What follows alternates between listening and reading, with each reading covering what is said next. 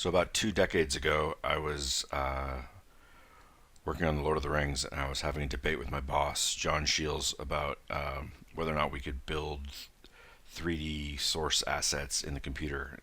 On a weekend, I started a community forum online called the Spiraloid Digital Sculpting Forum, and this guy named Ofer was there, and he was working on a 2.5D sculpting and painting tool called ZBrush. I downloaded ZBrush, and you could go into edit mode on a brush and spin it around, and you could import an OBJ, and it was pretty weird, but also really good at dealing with high-res meshes. The way that Ofer had written the render loop was fast. Everything just feels right. Like when I'm tired of all the technical details and wireframes, and I've written a little too much code, I can pop open ZBrush and I can sort of zen out and get into the flow state and just sculpt some cool monsters or some cool art. And I love that feeling. And it really comes from the fact that ZBrush has made a million and one choices to make sure that that was always available. And I really appreciate Ofer and Jaime and the rest of the team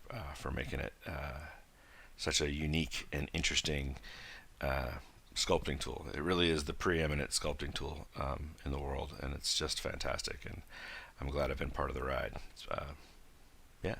So congratulations, ZBrush.